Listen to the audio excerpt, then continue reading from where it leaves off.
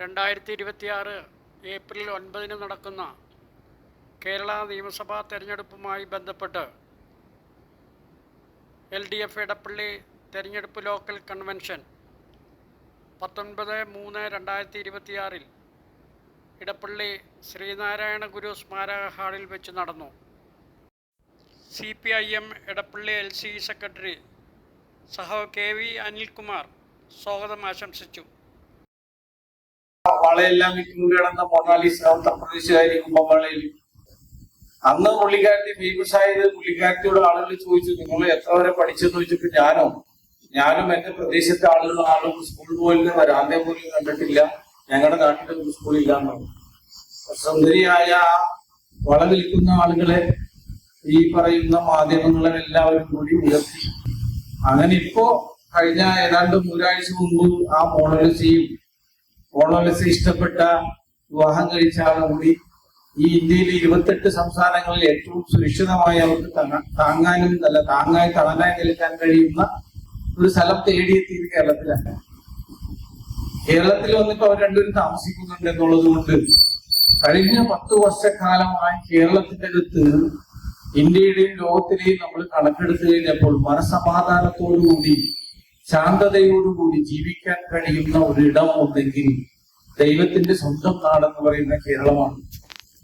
ആ കേരളം ഇപ്പോ 2026 ഒരു നിർണായകമായ തെരഞ്ഞെടുപ്പിലെത്തിയിരിക്കുകയാണ്. അപ്പൊ പല ആളുകളും സാംസ്കാരിക നായകന്മാരെല്ലാം ചിലപ്പോൾ അവരുടെ രാഷ്ട്രീയമൊക്കെ പുറത്തേക്ക് കൊണ്ടുവന്ന് നുണപ്രചരണം നടത്തുന്നുണ്ട്. തുടർച്ചയായി 3 വർഷം ഇടതുപക്ഷം ഭരിച്ചാൽ ഇടതുപക്ഷം തകർന്നു പോകുന്നൊക്കെ പറഞ്ഞുകൊണ്ട് കുപ്രചരണങ്ങൾ നടത്തുന്നു. മോചനെ ശ്രദ്ധിച്ചാൽ അങ്ങനെ ഒരു കുപ്രചരണമില്ലേ? ഇതിനാണ് തുടർച്ചയായി 3 ഭരിച്ചു കഴിഞ്ഞാൽ പ്രശ്നമുണ്ട്. അപ്പൊ മാധ്യമങ്ങൾ കിടക്ക് നല്ല രീതിയിലൊരു പ്രചരണം കഴിഞ്ഞു. നമ്മുടെ സഞ്ജു സാംസൺ കണ്ടല്ലോ, ക്രിക്കറ്റ് കളിക്കാരൻ കണ്ടില്ലേ? നമ്മുടെ ലോകകപ്പ് നേടിത്തരുന്നതിന് വേണ്ടി നമ്മുടെ കേരളത്തിന്റെ കയ്യൊപ്പായി മാറി, ഇന്ത്യക്ക് അഭിമാനമായി മാറിയ സഞ്ജു സാംസൺ അറിയില്ല. എത്രയോ അധികം നല്ല ചാൻസ് കിട്ടിയിട്ട് സഞ്ജു സാംസന് അവസരം കൊടുത്തില്ല. അവസരം കൊടുത്തത് നിർണായകമായ സമയത്ത് അവസരം കൊടുത്തു. അപ്പോ ആ ഇന്ത്യയെ സെമിയിലേക്ക് എത്തിച്ചു. ആദ്യ കളിയിൽ തന്നെ നിർണായകമായ കളിയിൽ വളരെ മനോഹരമായി ഇന്ത്യയെ മുന്നിൽ നിന്ന് നയിച്ചുകൊണ്ട് ഇന്ത്യയെ സെമിയിലെത്തിച്ചു. അപ്പൊ രണ്ടാമത്തെ കളിയിലും നമ്മുടെ സഞ്ജു സാംസൺ സെമി ഫൈനലിലും വളരെ നന്നായി ഒറ്റയ്ക്ക് തന്നെ ഇന്ത്യയെ ഫൈനലെത്തിച്ചു.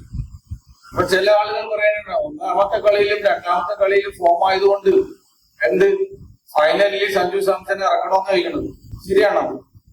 2 കളിയിലും നല്ല രീതിയിൽ പെർഫോം ചെയ്ത ഒരാളെ 3ാമത്തെ കളിയിൽ മാറ്റി നിർത്തണം. നിങ്ങളുടെ അഭിപ്രായം മാറ്റി നിർത്തണമെന്നാണ്? ആണോ? അല്ല. അപ്പൊ 2 തവണ തുടർച്ചയായിട്ട് കേരളത്തിന്റെ അകത്ത് 5-10 വർഷമായിട്ട് ഈ ലോകത്തെങ്ങും കാണാത്ത വികസനവുമായി കേരളം നിൽക്കുമ്പോ 3ാമത് നമുക്ക് വേറെ ആരെങ്കിലും പറ്റി ആലോചിക്കേണ്ട കാര്യമുണ്ടോ? ഇല്ല. അത് തന്നെയാണ് കേരളത്തെ ജനങ്ങൾ ഒറ്റക്കെട്ടായി പറഞ്ഞത്, ഞങ്ങൾക്ക് ഇനി 3ാമത് ഒരു അവസരം മറ്റുള്ളവർക്ക് കൊടുക്കേണ്ട കാര്യമില്ല, ഈ ഭരണം തന്നെ തുടർന്നാ മതി. അവരുടെ ജീവിത അനുഭവങ്ങളാണ്. കഴിഞ്ഞ 10 വർഷക്കാലം ഉണ്ടായ എല്ലാ പ്രതിസന്ധികളെയും തരണം ചെയ്തുകൊണ്ട് അവരെ നെഞ്ചോട് ചേർത്ത് പിടിക്കുന്ന ഒരു ഭരണം, സാധാരണക്കാരന്റെ വികാരങ്ങളും വിചാരങ്ങളും മനസ്സിലാക്കിക്കൊണ്ട് അവരോട് ചേർന്ന് നിന്നുകൊണ്ട് അവർക്ക് വേണ്ടിയുള്ള പ്രവർത്തനങ്ങൾ നടത്തുന്ന ഒരു ഗവൺമെന്റ്, ഒരു ഭരണാധികാരി ഉണ്ട് എന്ന് കാണിച്ചു കൊടുത്തത് കേരളത്തിലാണ്. പ്രളയങ്ങൾ വന്നപ്പോൾ നമ്മൾ കണ്ടതാ, നമ്മളെല്ലാം സഹായിക്കുമ്പോൾ ഒരു ആപത്ത് വരുമ്പോ ജാതി മത രാഷ്ട്രീയങ്ങൾക്ക് അതീതമായി എല്ലാവരും ഓടിക്കൂടുന്ന സ്ഥലമാണ് കേരളം. അവിടെ നമ്മുടെ പ്രതിപക്ഷ നേതാക്കൾ എന്താ കാണിച്ചത്? കേന്ദ്രം ഭരിക്കുന്ന ഭരണാധികാരികളടക്കം ഒരു അപകടം വന്നപ്പോൾ കേരളത്തെ തള്ളിപ്പറഞ്ഞു.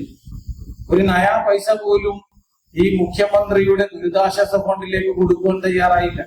കേന്ദ്ര ഗവൺമെന്റും തയ്യാറായില്ല, പ്രതിപക്ഷ നേതാക്കളും തയ്യാറായില്ല. അങ്ങനെയുള്ള പ്രതിസന്ധി കാലങ്ങളിലെല്ലാം നമ്മുടെ ജനങ്ങളെ നെഞ്ചോട് ചേർത്ത് പിടിച്ചുകൊണ്ട് ഒരു ഭരണാധികാരി പറഞ്ഞു, നിങ്ങൾ ഒന്നുകൊണ്ട് വിഷമിക്കേണ്ട, ചേർത്ത് നിർത്തി. ഇന്ന് കേരളത്തിൽ എവിടെയെങ്കിലും പോയി നമ്മൾ ചെന്നു കഴിഞ്ഞാൽ കഴിഞ്ഞ പ്രളയത്തിന്റെ ഏതെങ്കിലും ഒരു അവസ്ഥയുണ്ടാകും. പ്രളയങ്ങൾ വന്നതും നമ്മൾ എത്രയോ വീടുകൾ ഒലിച്ചതും എത്രയോ ആളുകൾ മരണപ്പെട്ടതും കോവിഡ് വന്നതും ഇതിന്റെ ഏതെങ്കിലും ഒരു ലക്ഷണങ്ങൾ ഉണ്ടോ എന്ന് നമ്മുടെ കേരളത്തിന്റെ എല്ലാവരും മറന്നു. അത്രയും മനോഹരമായി കേരളത്തെ ആക്കി മാറ്റി. കഴിഞ്ഞ സംഭവങ്ങളെല്ലാം തുടച്ചു മാറ്റിക്കൊണ്ട് കേരളത്തെ കേരളമാക്കി മാറ്റി. വീണ്ടും നമ്മൾ കണ്ടതാ വയനാട്. ഇതുപോലെ നമ്മളെല്ലാം പോലെ തന്നെ വൈകുന്നേരങ്ങളിൽ അവിടെ മതിലുകളൊന്നുമില്ല, ഗ്രാമങ്ങളാണല്ലോ, തൊട്ടടുത്ത് കൊടുത്ത് മലയുടെ അടുത്ത് മുകളിലായിട്ട് ഇങ്ങനെ അടിയത്തരി വീടുകളാണ്. അവർ വൈകുന്നേരം ആകുമ്പോൾ ഇതുപോലെ കസേരയൊക്കെ ഇട്ട് മുറ്റത്തിരുന്ന് അപ്പുറത്തെ ഇപ്പുറത്തെ ആളുകൾ തമ്മിൽ നല്ല രീതിയിൽ സൗഹൃദമൊക്കെ പറഞ്ഞുകൊണ്ട് ചിരിച്ച് കളിച്ചിട്ടാണ് കിടന്നുറങ്ങാൻ പോകുന്നത്. രാത്രിയിൽ സന്തോഷകരമായ വർത്തമാനം പറഞ്ഞ് പിരിഞ്ഞ് ആ രാത്രിയിൽ നിശബ്ദമായി ശാന്തമായി ഉറങ്ങുമ്പോഴാണ് പിറ്റേന്ന് സുപ്രഭാതത്തിൽ ഗ്രാമങ്ങൾ തന്നെ ഇല്ലാതായി നമ്മൾ കണ്ടത്. ഉറ്റവരെ പോലും തിരിച്ചറിയാൻ കഴിയാതെ നമ്പറിട്ട് വെച്ചിരിക്കുക. കൈ കാലുകൾ വേർപെട്ടുകൊണ്ട് ഇത്രയധികം ദുരന്തം കേരളത്തിൽ വന്നു കഴിഞ്ഞപ്പോൾ ഈ കേരളത്തിലെയും ഇന്ത്യയിലെയും ലോകത്തുള്ള ജനങ്ങൾ ആ ദുരിതം അനുഭവിക്കുന്നതിന് വേണ്ടി ആശ്വാസ വാക്കുകളായി ഉയർത്തിയിരിക്കുന്നു. നമ്മുടെ പ്രധാനമന്ത്രിയും വന്നു കുട്ടിയെ ഒക്കത്തെടുത്തി പറഞ്ഞു, ഞാൻ എല്ലാം ചെയ്തു തരാം എന്ന് പറഞ്ഞു പോയി. ഇത്രയെല്ലാം മഹാദുരന്തങ്ങൾ ഉണ്ടായിട്ട് ഒരു നയാ പൈസ തരാൻ വേണ്ടി ആരും തയ്യാറായില്ല, കേന്ദ്ര ഗവൺമെന്റ് തയ്യാറായില്ലെന്ന്. നമ്മൾ കേരളത്തിലെ ജനങ്ങൾ ഇതെങ്ങനെ സഹിക്കും? ജാതിമത രാഷ്ട്രീയ ചിന്തകൾക്ക് അതീതമായ ആരധികാരത്തിൽ വന്നാലും, ജനാധിപത്യപരമായ ആരധികാരത്തിൽ വന്നാലും ഈ രാജ്യത്തുള്ള മുഴുവൻ ആളുകൾക്കും ആ ഭരണഘടന അനുശാസിക്കുന്ന തരത്തിലുള്ള സഹായം ചെയ്തു കൊടുക്കും. നമ്മൾ കൊടുക്കും, ഒരു നയാ പൈസ നമുക്ക് കടം എഴുതി തള്ളാൻ പോലും തയ്യാറായില്ല. മറിച്ച് അംബാനിയുടെയും അദാനിയുടെയും പോരുന്ന ലോക കോടീശ്വരന്മാരായ ഇന്ത്യയിലെ പുസ്തകം മുതലാളിമാർക്ക് കോടിക്കണക്കിന് രൂപ എഴുതി തള്ളുമ്പോ പാവപ്പെട്ട വീടും നഷ്ടപ്പെട്ട് രേഖകളും നഷ്ടപ്പെട്ട് ഉറ്റവരെയും നഷ്ടപ്പെട്ട ആ പാവപ്പെട്ടവരുടെ കടം എഴുതി തള്ളാൻ പറഞ്ഞപ്പോ ഒന്നും തുരിഞ്ഞില്ല. മറിച്ച് നമ്മുടെ കേരള ഗവൺമെന്റ് ആ കേരളത്തിന്റെ അകത്ത് വരുന്ന ബാങ്കുകൾക്കകത്ത് നിന്നുകൊണ്ട്, അതായത് നമ്മുടെ കേരള ബാങ്കിന്റെ തിരഞ്ഞെടുത്ത ലോണുകളെല്ലാം എഴുതി തള്ളി ഗവൺമെന്റ്. അപ്പൊ അത്തരത്തിൽ എന്തെല്ലാം പ്രതിസന്ധികൾ നമ്മുടെ കേരളത്തിലുണ്ടെങ്കിൽ അവരെല്ലാം ചേർത്ത് പിടിച്ചുകൊണ്ട് ഒരു ഭരണം നമ്മുടെ നാട്ടിൽ ഉണ്ട് എന്ന് ലോകത്ത് കാണിച്ചു കൊടുത്ത ഇടതുപക്ഷ ഗവൺമെന്റാണ്. ഇപ്പോ വീടില്ലാത്തവർക്ക് ടൗൺഷിപ്പ് നമ്മൾ അവിടെ നിർമ്മിച്ച് എല്ലാവരുടെ സഹായത്തോടു കൂടി ഈ ഗവൺമെന്റ് ഫണ്ടിൽ നിന്ന് നയിച്ച് ഒരു 148 വരുന്ന ആളുകൾക്ക് വീടുകൾ കൈമാറുന്നത് നമ്മൾ കണ്ടതാണ്. ഇത്ര മനോഹരമായി ഇച്ഛാശക്തിയോടുള്ള ഒരു ഭരണം പറയുന്നത് ചെയ്തു കൊടുക്കും. അത്തരത്തിൽ പോകുന്ന ഒരു ഗവൺമെന്റ് തീർച്ചയായും തുടരേണ്ടത് നമ്മുടെ ആവശ്യമാണ്, ഈ രാജ്യത്തെ ജനങ്ങളുടെ ആവശ്യം. നമുക്ക് പെൻഷൻ നമുക്ക് 2000 രൂപ വീട്ടിൽ കൊണ്ടുവന്ന് തരുന്നില്ലേ? വേറെ ഏത് ലോകത്ത് എവിടെയെങ്കിലും ഒരാൾ ചെയ്യുന്നുണ്ട്? ഈ ലോകത്ത് ഏതെങ്കിലും ഒരു സ്ഥലത്ത് ക്ഷേമകാര്യങ്ങൾക്ക് വേണ്ടി 2000 രൂപ വീട്ടിൽ കൊണ്ടെത്തിച്ചു കൊടുക്കുന്ന ഒരു ഗവൺമെന്റ് ഉണ്ടെങ്കിൽ, ഒരു ഭരണാധികാരി ഉണ്ടെങ്കിൽ ചൂണ്ടിക്കാണിക്കാം. കുറ്റങ്ങളും കുറവുകളൊക്കെ പറയാമെങ്കിലും ചെയ്ത നല്ല കാര്യത്തിൽ എന്തെങ്കിലും നമുക്ക് തുറന്നു പറയാൻ കഴിയും. എന്റെ വീട്ടിലേക്ക് അമ്മമാർക്കും അച്ഛന്മാർക്കും 2000, 4000 രൂപ കിട്ടുമ്പോ അവർക്ക് വീട്ടിൽ എന്തൊക്കെ കാര്യങ്ങൾ ചെയ്യാം? കുട്ടികൾക്ക് മിഠായി മേടിച്ചു കൊടുക്കാം, പേരക്കുട്ടികൾക്ക് വേണമെങ്കിൽ ഭക്ഷണം മേടിച്ചു കൊടുക്കാം, ഉടുപ്പ് മേടിച്ചു കൊടുക്കാം, സ്വന്തം ആവശ്യങ്ങൾക്ക് വേണ്ടി മരുന്ന് മേടിച്ചു കൊടുക്കാൻ കഴിയുന്ന മുടക്കില്ലാതെ കൊണ്ടേ കൊടുക്കുകയാണ് പെൻഷൻ 2000 രൂപ. ഇതെല്ലാം നമ്മൾ ചെയ്യുമ്പോ ഈ ക്ഷേമകാര്യങ്ങളെല്ലാം നമ്മൾ ചെയ്യാതിരിക്കാൻ വേണ്ടി കേരളത്തിന്റെ വികസനത്തെ പിന്നോട്ടടിപ്പിക്കാൻ വേണ്ടിയുള്ള എല്ലാ ശ്രമങ്ങളും കേന്ദ്ര ഗവൺമെന്റ് എല്ലാ തരത്തിലും നടത്തുമ്പോൾ പ്രത്യേകമായി ഇടതുപക്ഷ ബദൽ സാമ്പത്തിക കാര്യത്തിൽ മുന്നോട്ട് വെച്ചുകൊണ്ട് ഈ കേരളത്തെ ജനതയെ സംരക്ഷിക്കാൻ തയ്യാറായത് ഈ 10 വർഷത്തെ ഗവൺമെന്റാണ്. അപ്പൊ നന്നായി സൂപ്പർ ഫാസ്റ്റായി ഓടിക്കൊണ്ടിരിക്കുന്ന ഒരു ബസ്, ആ ബസ് ഇനി കൂടുതലായിട്ട് ഓടട്ടെ, കൂടുതൽ വേഗത്തിൽ ഓടാൻ കഴിയണം. കട്ടപ്പുറത്ത് ഇരിക്കുന്ന ഒരു വണ്ടി എടുത്ത് വീണ്ടും നമ്മൾ ആ സ്ഥലത്തേക്ക് കൊണ്ടുവന്നാലുള്ള അവസ്ഥ എന്താ? 2016 അവസ്ഥ മാറും. കട്ടപ്പുറത്തിരിക്കുന്ന ഒരു ബസ് വീണ്ടും എടുത്ത് നമ്മൾ കൊണ്ടുവന്ന് വെച്ചാൽ ഈ സൂപ്പർ ഫാസ്റ്റ് പറയാൻ പറ്റും? ഞാൻ ചോദിച്ചത് മനസ്സിലായില്ലേ? ടയറൊക്കെ ഉരുവെച്ച് കട്ടപ്പുറത്തിരിക്കുന്ന ഒരാളെ വീണ്ടും നമ്മളവിടെ പുനഃപ്രതിഷ്ഠിച്ച് കഴിഞ്ഞാൽ എത്ര വൈകും ഓടാൻ? ഇപ്പൊ സൂപ്പർ ഫാസ്റ്റ് ആയിട്ട് 10 വർഷമായി ഓടിക്കൊണ്ടിരിക്കുന്ന ഒരു ഗവൺമെന്റാണ് ഇനിയും വികസനങ്ങൾ നടത്താൻ വേണ്ടി ഓടുകയാണ് മുന്നോട്ട്. അപ്പൊ നവകേരള സൃഷ്ടിക്കാൻ നമുക്ക് ജാതിമത രാഷ്ട്രീയ ചിന്തകൾക്ക് അതീതമായി ഇടതുപക്ഷത്ത് ജയിപ്പിക്കാൻ കഴിയും. അതിന് നമ്മള് കൺവെൻഷൻ കഴിഞ്ഞ് കൂട്ടുകാർ ഇതെല്ലാം നമ്മുടെ എല്ലാവരുടെ ഓരോരുത്തരും ഉത്തരവാദിത്വം. വരാൻ പോകുന്ന ഒരു തലമുറയ്ക്ക് വേണ്ടി നമ്മൾ ഏറ്റവും പ്രധാനമായി എടുക്കാൻ പോകുന്ന തീരുമാനമാണ് ഈ വരാൻ പോകുന്ന ജനാധിപത്യപരമായ തെരഞ്ഞെടുപ്പ്. ആ ജനാധിപത്യപരമായ തെരഞ്ഞെടുപ്പിൽ ശരിയും തെറ്റും തിരിച്ചറിഞ്ഞുകൊണ്ട് ശരിക്ക് വേണ്ടിയുള്ള വോട്ട് നമ്മൾ ചെയ്യുകയും മറ്റുള്ളവരെ കൊണ്ട് വോട്ട് ചെയ്യിപ്പിക്കാനും നമ്മൾ ബാധ്യസ്ഥരാണ്. അത് നമ്മുടെ നാടിന് വേണ്ടിയാ, നാട്ടിലെ ജനങ്ങൾക്ക് വേണ്ടിയാ, നാടിന്റെ വികസനത്തിന് വേണ്ടിയാ. ഈ കാര്യങ്ങൾ ചെയ്യുവാനും അത് പ്ലാൻ ചെയ്യാനുമാണ് നമ്മൾ ഇത്രയും കൺവെൻഷനുകൾ വിളിച്ചു ചേർത്തത്. ആ കൺവെൻഷനിൽ വന്നിരിക്കുന്ന പ്രിയപ്പെട്ടവരെ, നമ്മുടെ സ്ഥാനാർത്ഥിയുടെ പ്രിയകരിയായ നമ്മുടെ സ്ഥാനാർത്ഥി അഡ്വക്കേറ്റ് പുഷ്പദാസ് ആണ്. ചുറ്റി അരിവാൾ നക്ഷത്രത്തിലാണ് മത്സരിക്കുന്നത്. ആ പ്രിയപ്പെട്ട LDF സ്ഥാനാർത്ഥിയെ വിജയിപ്പിക്കുന്നതിന് വേണ്ടിയുള്ള കൺവെൻഷനിലാണ് നമ്മളിവിടെ ആരംഭിക്കുന്നത്. ഈ കൺവെൻഷന് ശേഷം നമുക്ക് ബൂത്ത് കൺവെൻഷനുകൾ സംഘടിപ്പിക്കാനുണ്ട്, കുടുംബയോഗങ്ങൾ ചേരാനുണ്ട്. നമ്മളെല്ലാവരും ഒത്തുചേർന്നുകൊണ്ട് വീടുവിടാന്തരങ്ങൾ തേടിക്കൊണ്ട് എല്ലാ വോട്ടും ഇടതുപക്ഷത്തേക്ക്, നേരിന്റെ പക്ഷത്തേക്ക്, ഹൃദയപക്ഷത്തേക്ക്, നാടിന്റെ ജനങ്ങൾക്ക് വേണ്ടിയുള്ള വോട്ടാക്കി മാറ്റുവാൻ വേണ്ടി ഇറങ്ങണം. ആ CPI ഇടതുപക്ഷത്തിന്റെ തന്നെ പ്രിയങ്കരനായ നേതാവാണ് ജോഷിച്ചേട്ടൻ. ഞാനെല്ലാം പൊതുപ്രവർത്തനം നടത്തുന്നേക്കാൾ ജനിക്കണേക്കാൾ മുമ്പ് പൊതുപ്രവർത്തനം നടത്തിക്കൊണ്ടിരുന്നതാണ്. പത്രങ്ങളൊക്കെ ഇട്ട് പ്രദേശത്ത് ഏറ്റവും പ്രിയങ്കരനായ ജോഷിച്ചേട്ടനാണ്. CPIയുടെ പ്രിയങ്കരനായ നേതാവ് ജോഷിച്ചേട്ടൻ നമ്മുടെ കൂടെ വിശ്രമിക്കുന്നുണ്ട്. നിങ്ങളുടെ എല്ലാവരും പേര് അദ്ദേഹത്തെ ഹാർദവമായി സ്വാഗതം ചെയ്യുകയാണ്. അജിടിക്കും ഉഷാറാവാട്ടെ, ജോഷിച്ചേട്ടനും ഉഷാറുണ്ട്. നമ്മളാ മടിയാണ്. ഇത് ഔപചാരികമായി ഉദ്ഘാടനം ചെയ്ത് സംസാരിക്കുന്നത് നമ്മുടെ തൃക്കാക്കരയുടെ മണ്ഡലം കമ്മിറ്റി അംഗവും പാർട്ടിയുടെ ഏരിയ കമ്മിറ്റി അംഗവും വെണ്ണല സഹകരണ ബാങ്കിന്റെ പ്രസിഡന്റും CITUവിന്റെ ഏരിയ പ്രസിഡന്റും കൂടിയായ അഡ്വക്കേറ്റ് AN സന്തോഷാണ്. സന്തോഷിനെ നിങ്ങളെല്ലാവരും പേരിൽ സന്തോഷത്തോടു കൂടി തന്നെ സ്വാഗതം ചെയ്യുകയാണ്. അതൊന്ന് വയ്യാടിക്കാൻ മതി. പ്രിയങ്കരനായ നമ്മുടെ മണിച്ചേട്ടൻ ഇവിടെ എത്തിയിട്ടുണ്ട്.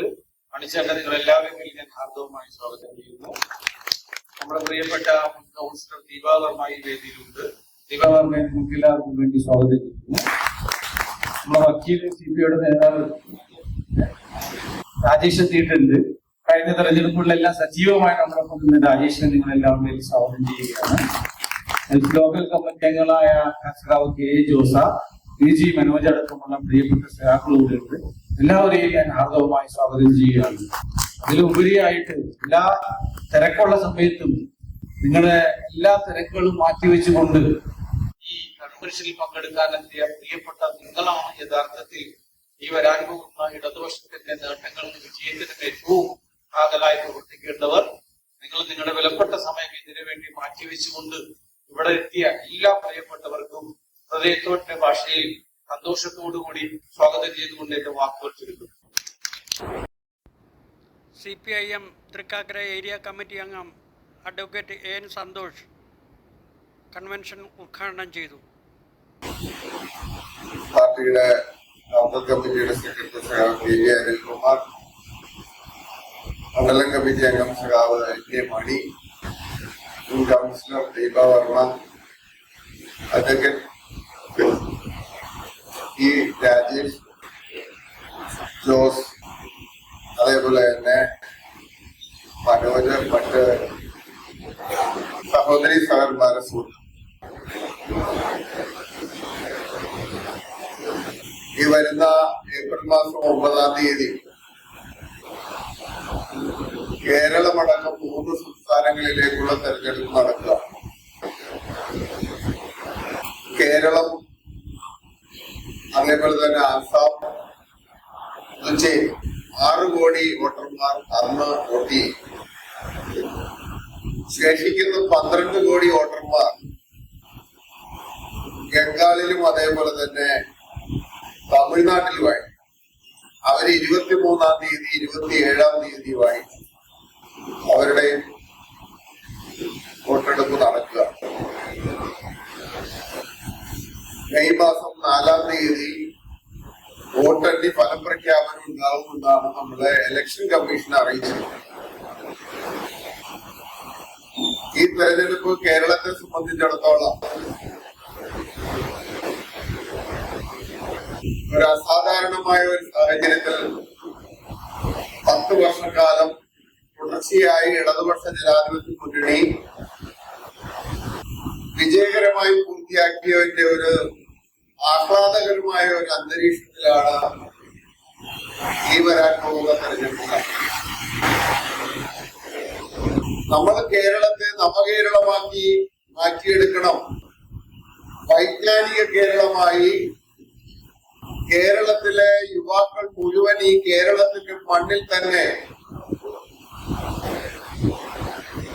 സംതൃപ്തിയോടുകൂടി കഴിയുന്ന വിധത്തിലേക്ക് ഈ കേരളത്തെ മാറ്റിയെടുക്കുന്നതിന് വേണ്ടിയുള്ള പ്രവർത്തനങ്ങളിലാണ് നമ്മൾ ഇടതുപക്ഷ ജനാധിപത്യ മുന്നണി വൈജ്ഞാനിക നവകേരളം എന്നുള്ള നിലയ്ക്ക് കേരളത്തെ മാറ്റിയെടുക്കുന്നതിന് വേണ്ടിയുള്ള പ്രവർത്തനത്തിൽ ഏർപ്പെട്ടു. അപ്പോഴാണ് കഴിഞ്ഞ 2025 ഒക്ടോബർ മാസം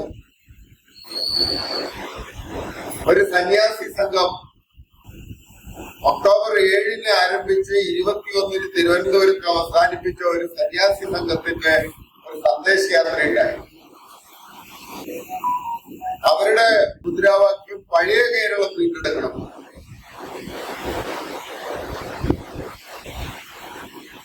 നമ്മൾ ആധുനിക നവകേരളത്തിന് വേണ്ടിയുള്ള ശ്രമം നടത്തുമ്പോ കേരളത്തിനകത്ത് ഹിന്ദു സന്യാസിമാർ യോഗം ചേർന്ന് 14 ദിവസക്കാലം നീണ്ടുനിന്ന ഒരു സന്ദേശയാത്ര അവർ സംഘടിപ്പിക്കുകയുണ്ടായി. ആ സന്ദേശയാത്രയിലൂടെ പഴയ സുന്ദര കേരളം സ്ഥാപിക്കണമെന്നാണ്. അതായത്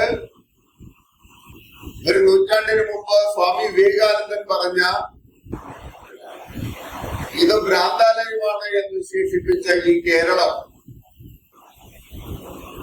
ജാത്യാചാരങ്ങൾ കൊണ്ട് മനുഷ്യനെ തന്നെ തീണ്ടപ്പാട് അകലെ നിർത്തുന്ന ആ വികൃതമായ ഒരു കേരളത്തിന് വേണ്ടി ഒരു സമൂഹം, ഹിന്ദു സന്യാസി സമൂഹം ഒരു ജാതിയാണ്. എത്ര അസംബന്ധമാണ് ഈ കേരളത്തിനകത്ത് ഇവരെ കാട്ടിക്കൂട്ടുന്നത് എന്ന് നമുക്ക് മനസ്സിലാക്കാനാവണം. നമുക്കറിയാം 1957 ഐക്യ കേരളം പിറവികൊണ്ടതിന് ശേഷം കേരളത്തിനകത്ത് ജനാധിപത്യ രീതിയിൽ ഒരു തെരഞ്ഞെടുപ്പ് നടന്ന് ആദ്യമായി ലോകത്തിന് മാതൃകയായി ഒരു കമ്മ്യൂണിസ്റ്റ് മന്ത്രിസഭ കേരളത്തിനകത്ത് അധികാരത്തിൽ വന്നിട്ടുള്ളത് നിങ്ങൾക്ക് എല്ലാവർക്കും അറിയാവുന്നതാണ്. ആ കേരളത്തിലെ ആദ്യത്തെ കമ്മ്യൂണിസ്റ്റ് പാർട്ടിയുടെ നേതൃത്വത്തിലുള്ള മന്ത്രിസഭ അധികാരത്തിൽ വരുന്നത് ഏപ്രിൽ മാസം 5 തീയതിയാണ്. 8 ദിവസക്കാലം കഴിഞ്ഞ് 13 തീയതി, ഏപ്രിൽ മാസം 13 തീയതിയാണ് ഈ കേരളത്തെ മാറ്റിമറിച്ച് ഏറ്റവും പ്രധാനപ്പെട്ട ഒരു ഗവൺമെന്റ് പാസാക്കിയെടുക്കുന്നത്. ആ ഓർഡിനൻസ് ആണ് കുടിയിറക്കൽ നിരോധന നിയമം എന്നുള്ള നിലയ്ക്ക് പിന്നീട് കേരളത്തിനകത്ത് വരുന്നു. അപ്പൊ കുടിയിറക്കൽ നിരോധന ഓർഡിനൻസ് ഏപ്രിൽ മാസം 13 തീയതി പാസാക്കിയപ്പോ അത് ഇന്ത്യ രാജ്യത്തിനകത്ത് ചരിത്ര പ്രസിദ്ധമായ സംഭവമായി മാറുകയായിരുന്നു. അതുവരെയുള്ള അവസ്ഥ എന്തായിരുന്നു കേരളത്തിനകത്ത്?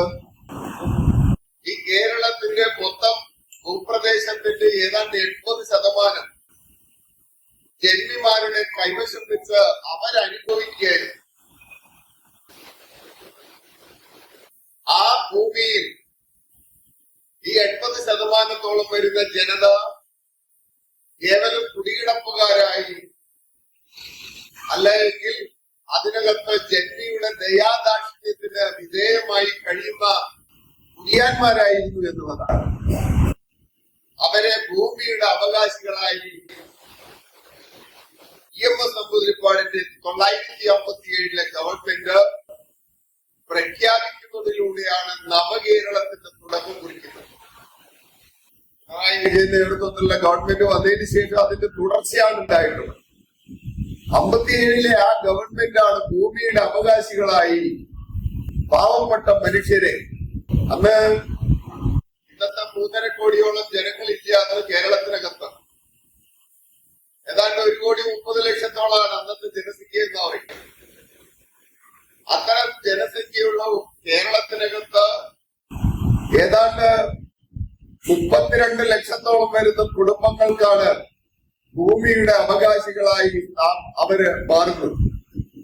അങ്ങനെ ഭൂമിയുടെ അവകാശികളായി മാറിയതിന്റെ തുടർച്ചയിലാണ് ഈ കേരളത്തിനകത്ത് ഇന്ന് BJP-യുടെ ഗവൺമെന്റ് ഭരിക്കുമ്പോ അവരുടെ നീതി ആയോഗ് സാക്ഷ്യപ്പെടുത്തുന്നത് കേരളം നമ്പർ 1 ആണ്.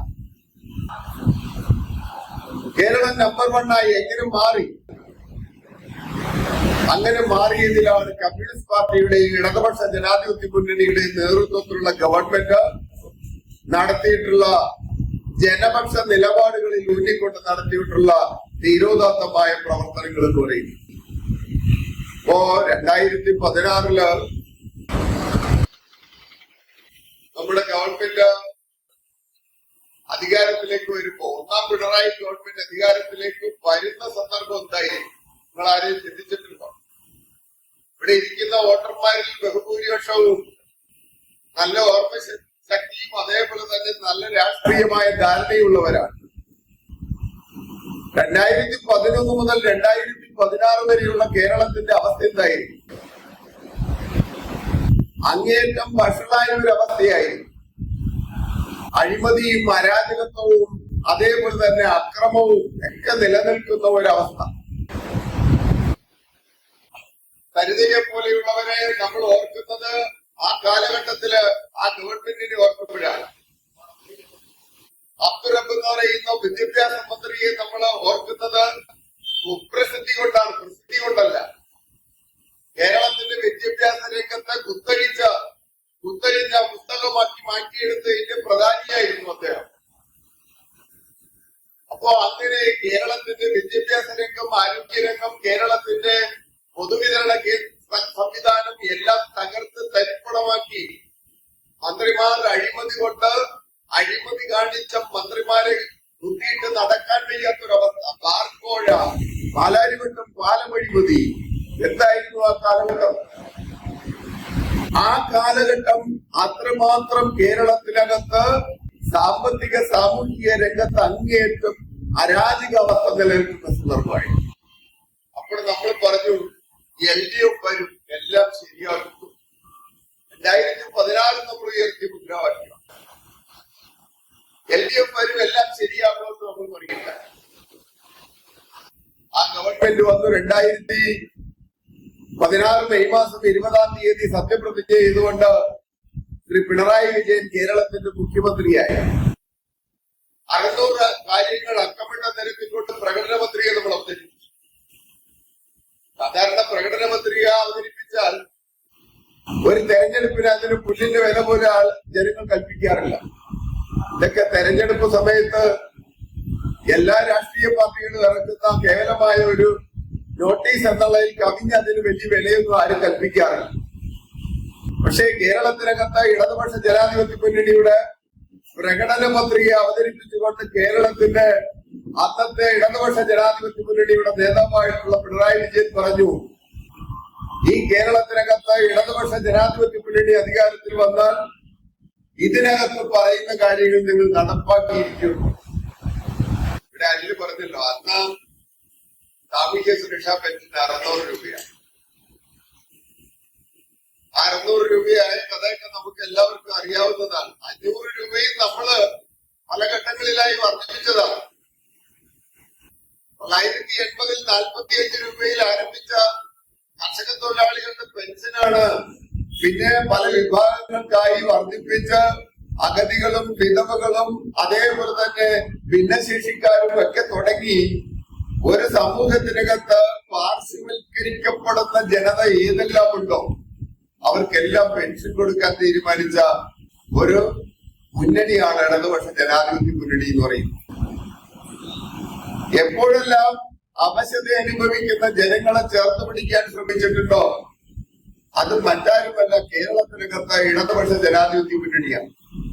അങ്ങനെ 45-ൽ ആരംഭിച്ച പെൻഷൻ ഇപ്പോ പിന്നീട് അത് 60-ആയി, 120-ആയി, 180-ആയി, 300-ആയി, അങ്ങനെ 400-ഉം 500-ഉം ആകുന്നത് വരെ ഇടതുപക്ഷ ജനാധിപത്യ മുന്നണി മാറി മാറി വന്ന ഗവൺമെന്റുകളുടെ നേതൃത്വത്തിൽ നടപ്പാക്കിയിട്ടുള്ള ഈ ചേർത്ത് പിടിക്കലിന്റെ ഭാഗമാണ്. കേരളത്തിനകത്ത് സാധാരണക്കാരായ മനുഷ്യരെ ചേർത്ത് പിടിച്ചതിന്റെ ഭാഗമായിട്ടാണ് അങ്ങനെ വർദ്ധിപ്പിച്ചത്.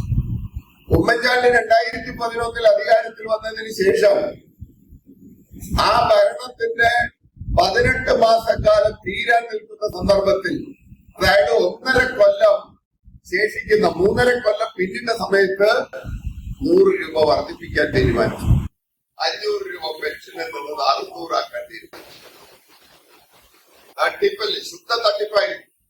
കൊടുത്തില്ല. പിന്നീട് 600 രൂപയായി വർദ്ധിപ്പിച്ച് പിന്നെ കൊടുത്തില്ല. 2016 പിണറായി കേരളത്തിന്റെ മുഖ്യമന്ത്രിയായതിനു ശേഷമാണ് ആ 18 മാസക്കാലത്ത് പെൻഷൻ പിന്നീട് കുടിശ്ശിക തീർത്ത് കൊടുക്കുന്നത്. ഇപ്പൊ നമ്മൾ പറഞ്ഞ വാഗ്ദാനം എന്താ? 600 രൂപയുടെ പെൻഷൻ നിങ്ങൾ വന്നാൽ അത് 1000 ആക്കും. പിന്നീട് ഓരോ വർഷവും 100 വെച്ച് വർദ്ധിപ്പിച്ച് 5 കൊല്ലക്കാലം ആകുമ്പോ 1500 ആക്കി കൊടുത്തു. വാക്ക് പാലിച്ചില്ലേ? കുടിശ്ശിക തീർത്തു കൊടുത്തു, 1000 ആക്കി. പടിപടിയായി 1500 ആക്കുമെന്ന് പറഞ്ഞ് 1600 ആക്കി കൊടുത്തു.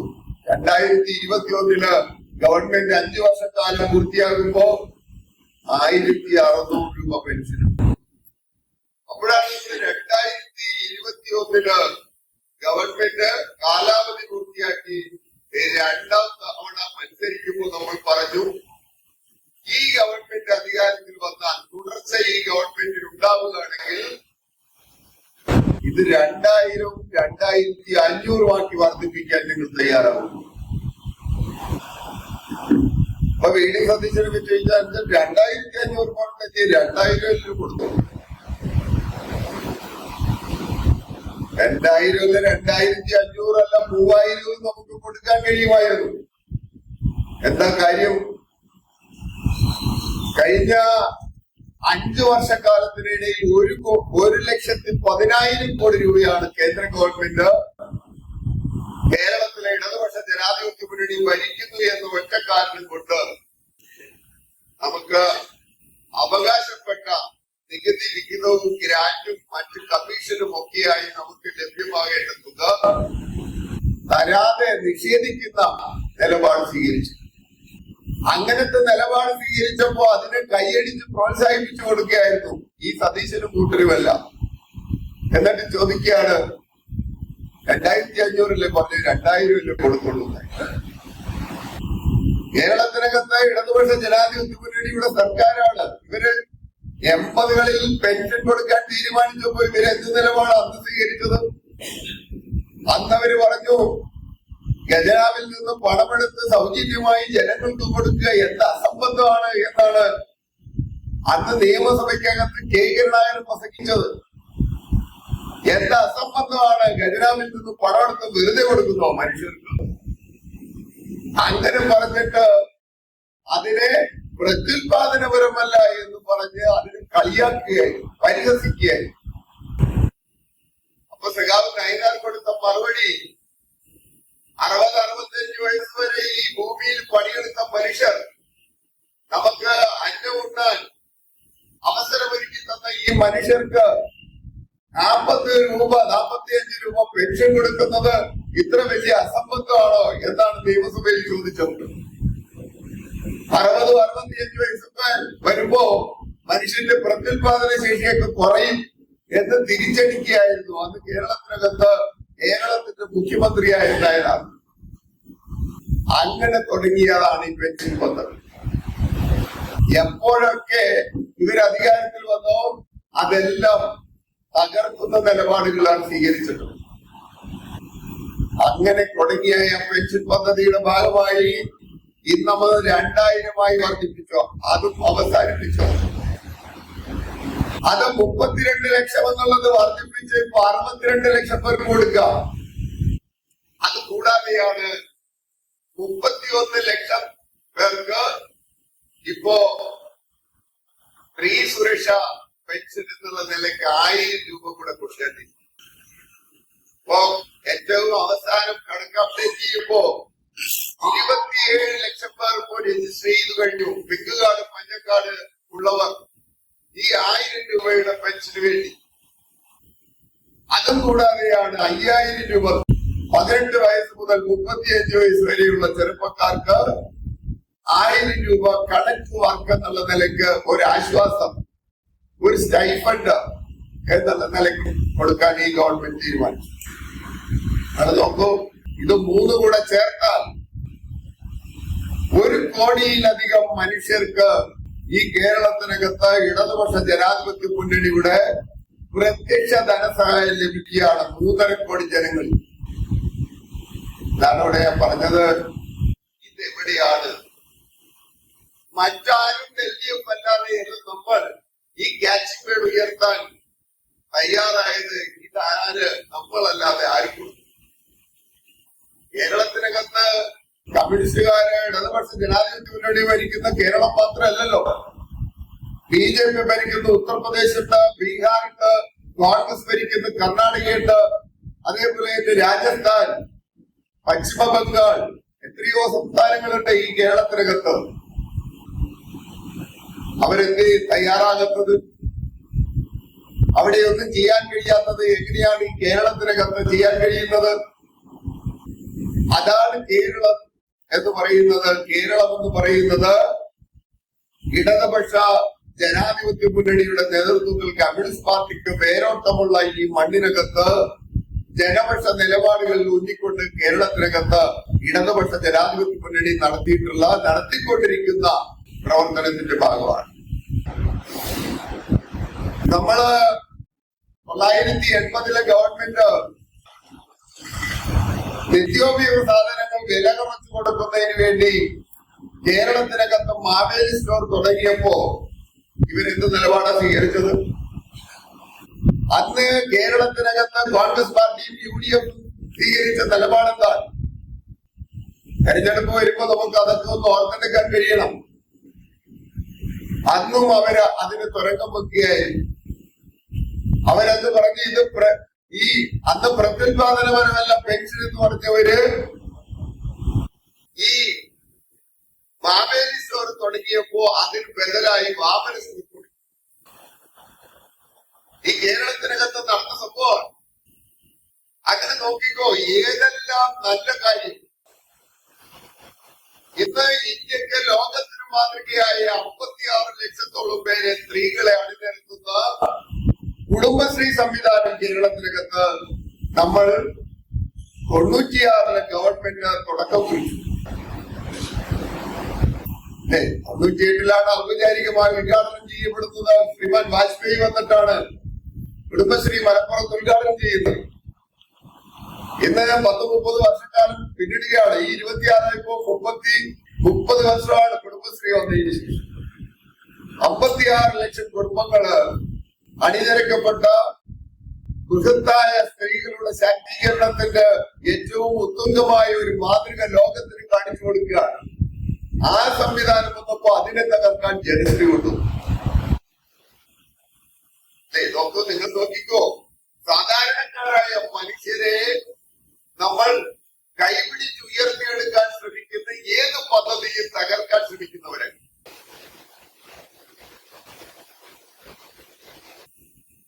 അങ്ങനെ നോക്കിയാൽ ഏത് പദ്ധതി ഞാൻ എല്ലാവരും ഓർക്കുന്നില്ല. ഏറ്റവും ജനകീയമായി ജനങ്ങൾ അങ്ങേയറ്റം സ്നേഹിക്കുന്ന, ഏറ്റെടുക്കുന്ന, ഹൃദയത്തോട് ചേർക്കുന്ന, അവരുടെ ജീവിതത്തിനകത്ത് സമൂലമായ പരിവർത്തനങ്ങൾക്ക് ഇടവരുത്തുന്ന ഏത് പദ്ധതികൾക്ക് കേരളത്തിനകത്ത് ഇടതുപക്ഷ ജനാധിപത്യ മുന്നണിയുടെ സർക്കാർ നേതൃത്വം കൊടുത്തോ അതിനെ തകർക്കാൻ ശ്രമിക്കും. അവസാനം എന്താ പറഞ്ഞ, ഈ ലോകത്ത് ഏത് സംസ്ഥാനത്തിനകത്ത്, ഏത് രാജ്യത്ത്, ഏത് സംസ്ഥാനത്തിനകത്താണ് 6 ലക്ഷത്തോളം വരുന്ന മനുഷ്യർക്ക്, കുടുംബങ്ങൾക്ക് കയറിക്കിടക്കാൻ കിടപ്പാടമില്ലാത്തവർക്ക് കിടപ്പാടം ഉണ്ടാക്കി കൊടുക്കുന്ന ലൈഫ് മിഷൻ പദ്ധതി. മാസം പറഞ്ഞത് ഞങ്ങൾ അധികാരത്തിൽ വന്ന ആദ്യം ഞങ്ങൾ അത് പിരിച്ചുവിടുന്നതാണ്. നമുക്ക് അതാണ് ഒരു സ്വഭാവം. ലൈഫ് മിഷൻ പദ്ധതി അവരാദ്യം വന്നാൽ അവരധികാരത്തിൽ വന്ന ആദ്യം പിരിച്ചുവിടുന്നതാണ്. അല്ലേ? അവിടെ പാലക്കാട്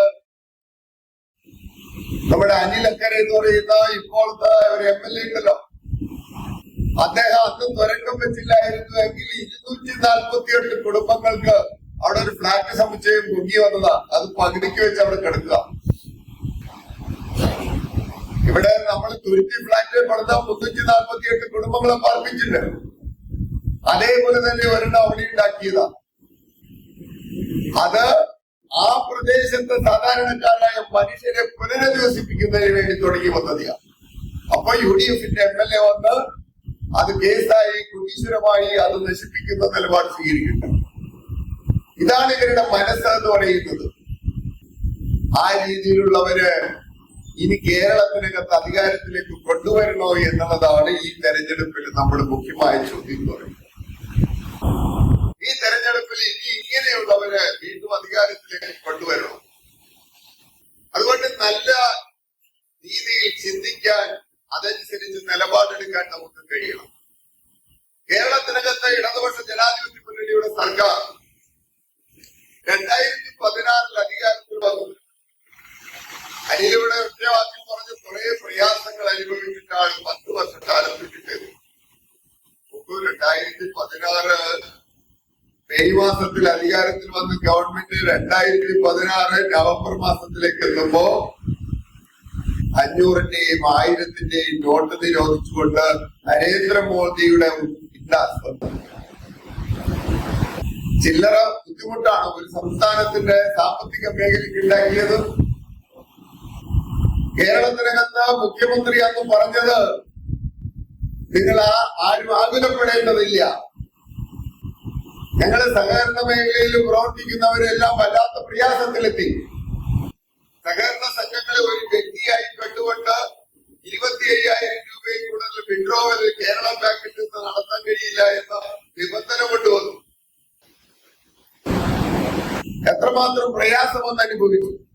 എത്ര മനുഷ്യരാണ് പണത്തിന് വേണ്ടി ബാങ്കിന്റെ മുന്നിൽ ക്യൂ നിന്ന് മോഹാലസ്യപ്പെട്ട് വീഴുന്ന സ്ഥിതിവിശേഷം ഉണ്ടായത്.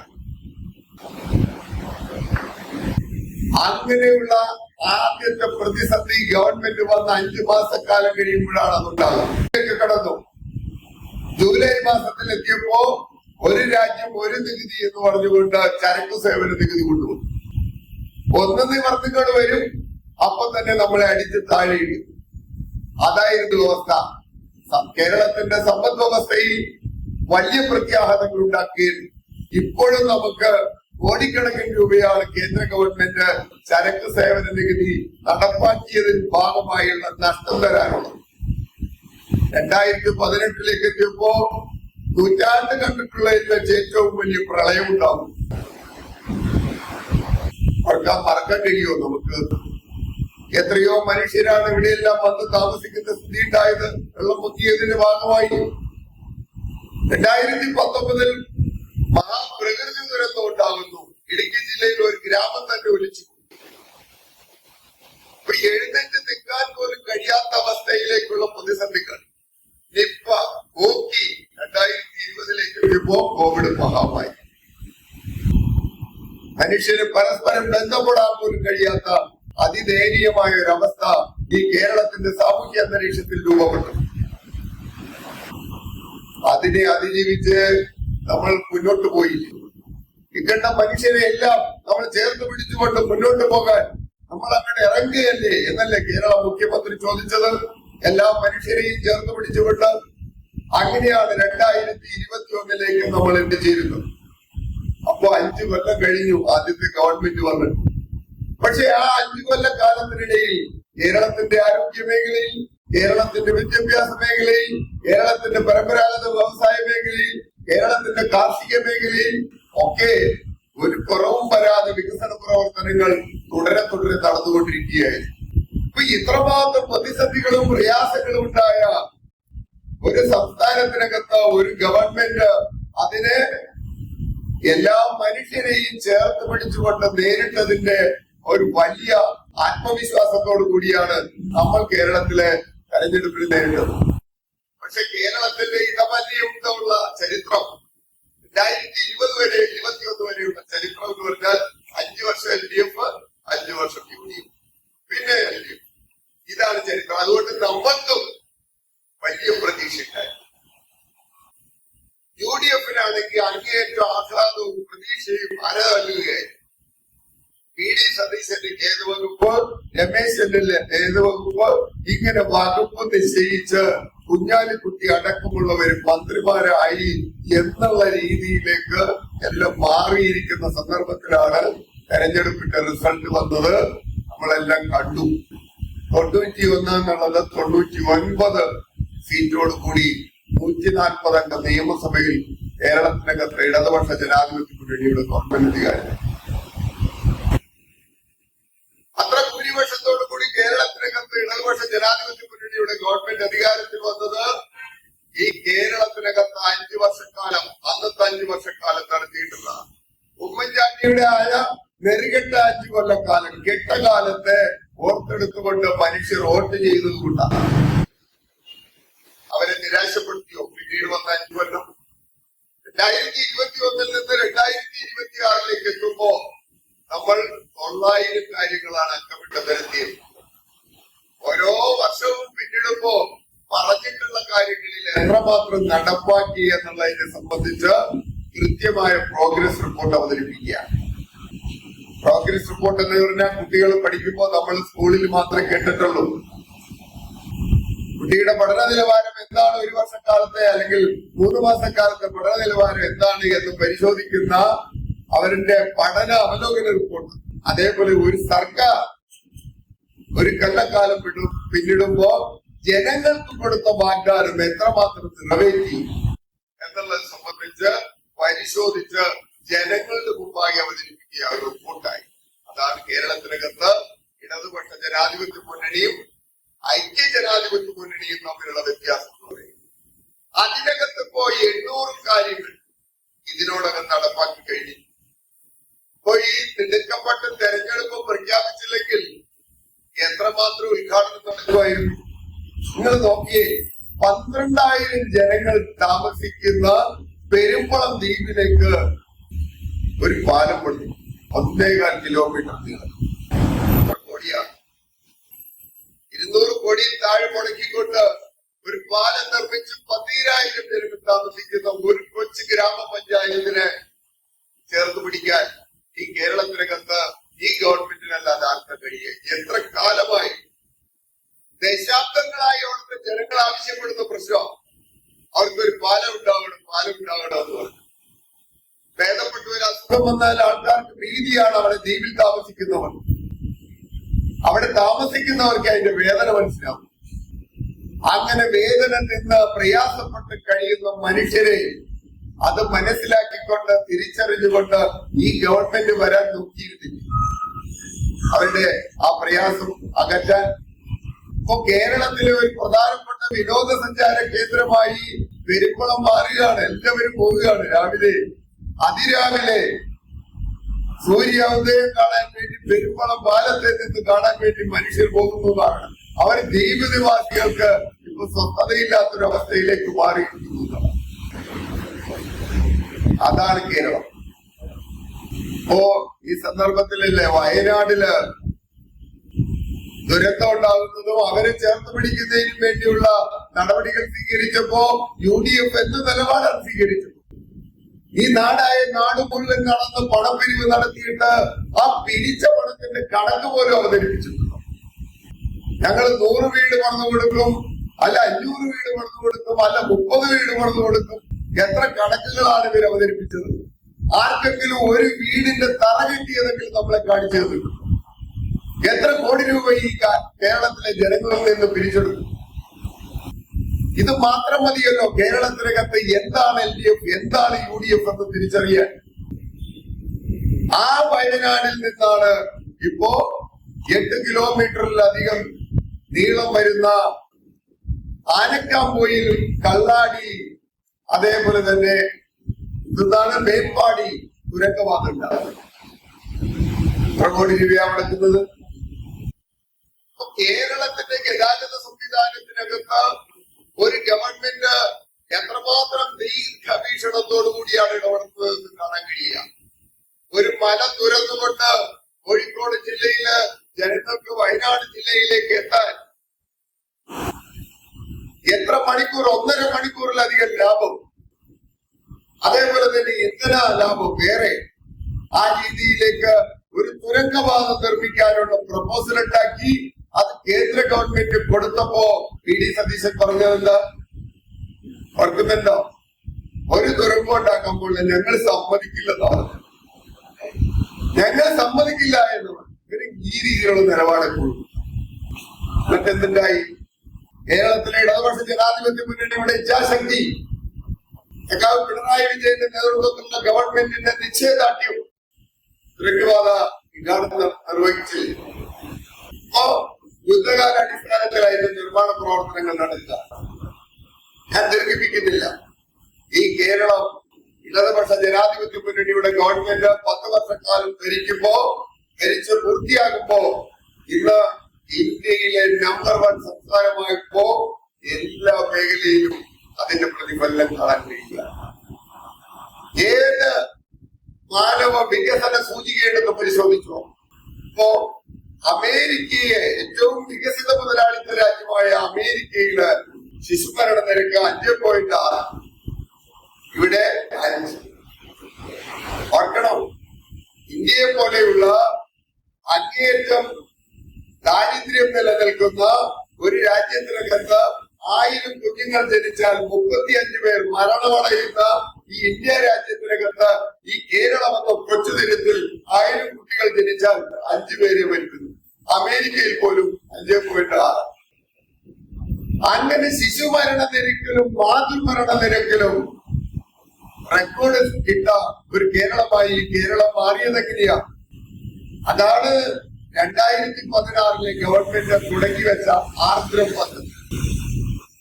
ആരോഗ്യരംഗത്ത് നമ്മൾ നടപ്പാക്കിയിട്ടുള്ള അങ്ങേയറ്റം ദീർഘവീക്ഷണത്തോടു കൂടിയുള്ള നിലപാടുകൾ, അതിന്റെ ഭാഗമായി 800ഓളം വരുന്ന പ്രാഥമിക ആരോഗ്യ കേന്ദ്രങ്ങളെ, PHCകളെ നമ്മള് കുടുംബാരോഗ്യ കേന്ദ്രങ്ങളാക്കി മാറ്റി. ഇപ്പോ ഇവിടെ ദേവൻകുളങ്ങര ചെന്ന നമ്മുടെ സർക്കാർ ആശുപത്രി, അവിടെ പേജസ് സെന്റർ ഉണ്ട്. അതിപ്പോ ഒരു നല്ല ഒരു ആശുപത്രിയുടെ എല്ലാ കെട്ടും മട്ടും ജനങ്ങൾ ഏറ്റവും കൂടുതൽ ആശ്രയിക്കുന്ന ഒരു പ്രധാനപ്പെട്ട കേന്ദ്രമായി അത് രൂപാന്തരപ്പെട്ടു. ഇങ്ങനെ 800ഓളം കടന്നു. ജൂലൈ മാസത്തിൽ എത്തിയപ്പോ ഒരു രാജ്യം ഒരു നികുതി എന്ന് പറഞ്ഞുകൊണ്ട് ചരക്ക് സേവന നികുതി കൊണ്ടുവന്നു. ഒന്ന് നിവർത്തിക്കൊണ്ട് വരും, അപ്പൊ തന്നെ നമ്മളെ അടിച്ച് താഴെയിടും. അതായിരുന്നു വ്യവസ്ഥ. കേരളത്തിന്റെ സമ്പദ് വ്യവസ്ഥയിൽ വലിയ പ്രത്യാഘാതങ്ങൾ ഉണ്ടാക്കി. ഇപ്പോഴും നമുക്ക് കോടിക്കണക്കിന് രൂപയാണ് കേന്ദ്ര ഗവൺമെന്റ് ചരക്ക് സേവന നികുതി നടപ്പാക്കിയതിന് ഭാഗമായുള്ള നഷ്ടം തരാനുള്ളത്. 2018 എത്തിയപ്പോ നൂറ്റാണ്ട് കണ്ടിട്ടുള്ളതിൽ വെച്ച് ഏറ്റവും വലിയ പ്രളയം ഉണ്ടാവും. മറക്കാൻ കഴിയുമോ നമുക്ക്? എത്രയോ മനുഷ്യരാണ് ഇവിടെയെല്ലാം വന്ന് താമസിക്കുന്ന സ്ഥിതി ഉണ്ടായത് വെള്ളം പൊങ്ങിയതിന്റെ ഭാഗമായി. 2019 മഹാപ്രകൃതി ദുരന്തം ഉണ്ടാകുന്നു. ഇടുക്കി ജില്ലയിൽ ഒരു ഗ്രാമം തന്നെ ഒലിച്ചു. എഴുന്നേറ്റ് നിൽക്കാൻ പോലും കഴിയാത്ത അവസ്ഥയിലേക്കുള്ള പ്രതിസന്ധികൾ. നിപ്പ, ഓക്കി 2020 കോവിഡ് മഹാമാരി. മനുഷ്യന് പരസ്പരം ബന്ധപ്പെടാൻ പോലും കഴിയാത്ത അതിദയനീയമായ ഒരു അവസ്ഥ ഈ കേരളത്തിന്റെ സാമൂഹ്യ അന്തരീക്ഷത്തിൽ രൂപപ്പെട്ടു.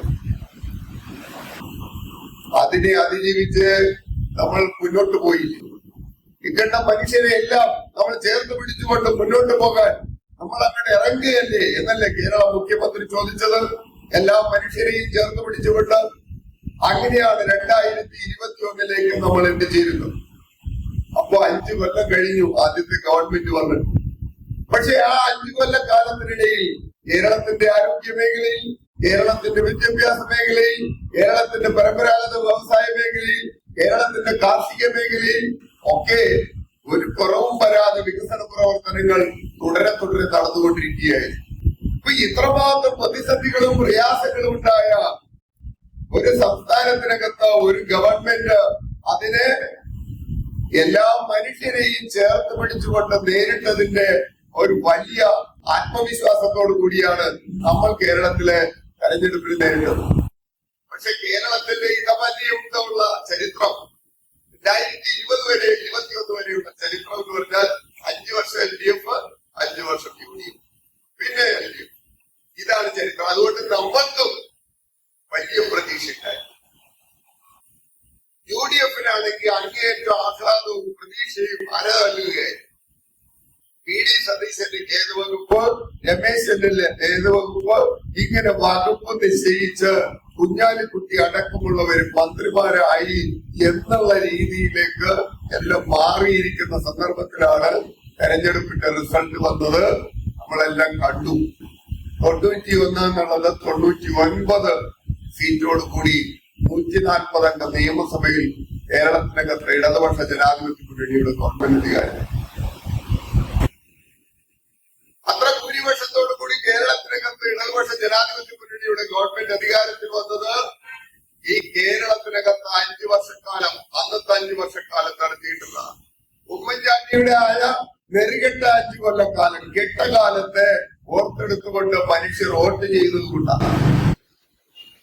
അവരെ നിരാശപ്പെടുത്തിയോ? പിന്നീട് വന്ന 5 കൊല്ലം 2021 നിന്ന് 2026 എത്തുമ്പോ നമ്മൾ 900 കാര്യങ്ങളാണ് അക്കമിട്ട് നിരത്തിയത്. ഓരോ വർഷവും പിന്നിടുമ്പോ പറഞ്ഞിട്ടുള്ള കാര്യങ്ങളിൽ എത്രമാത്രം നടപ്പാക്കി എന്നുള്ളതിനെ സംബന്ധിച്ച് കൃത്യമായ പ്രോഗ്രസ് റിപ്പോർട്ട് അവതരിപ്പിക്കുക. പ്രോഗ്രസ് റിപ്പോർട്ട് എന്ന് പറഞ്ഞാൽ കുട്ടികൾ പഠിക്കുമ്പോൾ നമ്മൾ സ്കൂളിൽ മാത്രമേ കേട്ടിട്ടുള്ളൂ. കുട്ടിയുടെ പഠന നിലവാരം എന്താണ്, ഒരു വർഷക്കാലത്തെ അല്ലെങ്കിൽ 3 മാസക്കാലത്തെ പഠന നിലവാരം എന്താണ് എന്ന് പരിശോധിക്കുന്ന അവരുടെ പഠന അവലോകന റിപ്പോർട്ട്. അതേപോലെ ഒരു സർക്കാർ ഒരു കൊല്ലക്കാലം പിന്നിടുമ്പോ ജനങ്ങൾക്ക് കൊടുത്ത വാഗ്ദാനം എത്രമാത്രം നിറവേറ്റി എന്നുള്ളത് സംബന്ധിച്ച് പരിശോധിച്ച് ജനങ്ങളുടെ മുമ്പാകെ അവതരിപ്പിക്കുക ഒരു റിപ്പോർട്ടായി. അതാണ് കേരളത്തിനകത്ത് ഇടതുപക്ഷ ജനാധിപത്യ മുന്നണിയും ഐക്യ ജനാധിപത്യ മുന്നണിയും തമ്മിലുള്ള വ്യത്യാസം എന്ന് പറയുന്നത്. അതിനകത്ത് ഇപ്പോ 800 കാര്യങ്ങൾ ഇതിനോടകം നടപ്പാക്കി കഴിഞ്ഞു. ഇപ്പോ ഈ തിടുക്കപ്പെട്ട തെരഞ്ഞെടുപ്പ് പ്രഖ്യാപിച്ചില്ലെങ്കിൽ എത്രമാത്രം ഉദ്ഘാടനം നടക്കുമായിരുന്നു? നിങ്ങൾ നോക്കിയേ, 12,000 ജനങ്ങൾ താമസിക്കുന്ന പെരുമ്പളം ദ്വീപിലേക്ക് ഒരു പാലം പണി 1.25 കിലോമീറ്റർ നീളം. കോടിയാണ്. 200 കോടിയിൽ താഴെ മുടക്കിക്കൊണ്ട് ഒരു പാലം നിർമ്മിച്ച് 12,000 പേർക്ക് താമസിക്കുന്ന ഒരു കൊച്ചു ഗ്രാമപഞ്ചായത്തിനെ ചേർത്ത് പിടിക്കാൻ ഈ കേരളത്തിനകത്ത് ഈ ഗവൺമെന്റിനല്ലാതെ ആർക്കാൻ കഴിയുക? എത്ര കാലമായി, ദശാബ്ദങ്ങളായി അവിടുത്തെ ജനങ്ങൾ ആവശ്യപ്പെടുന്ന പ്രശ്നം അവർക്കൊരു പാലം ഉണ്ടാവണം എന്ന് പറഞ്ഞു. ഭേദപ്പെട്ട ഒരു അസുഖം വന്നാൽ ആൾക്കാർക്ക് ഭീതിയാണ്. അവിടെ ദ്വീപിൽ താമസിക്കുന്നവർ, അവിടെ താമസിക്കുന്നവർക്ക് അതിന്റെ വേദന മനസ്സിലാവും. അങ്ങനെ വേദന നിന്ന് പ്രയാസപ്പെട്ട് കഴിയുന്ന മനുഷ്യരെ അത് മനസ്സിലാക്കിക്കൊണ്ട് തിരിച്ചറിഞ്ഞുകൊണ്ട് ഈ ഗവൺമെന്റ് വരാൻ നോക്കിയിരുന്നില്ല അവരുടെ ആ പ്രയാസം അകറ്റാൻ.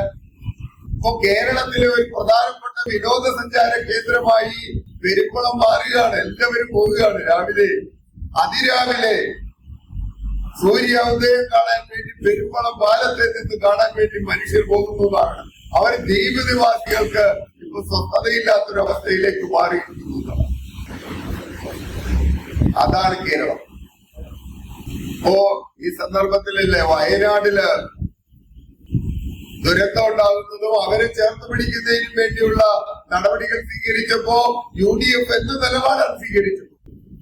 ഈ നാട് മുഴുവൻ നടന്ന് പണപ്പിരിവ് നടത്തിയിട്ട് ആ പിരിച്ച പണത്തിന്റെ കണക്ക് പോലും അവതരിപ്പിച്ചിട്ടുണ്ട്.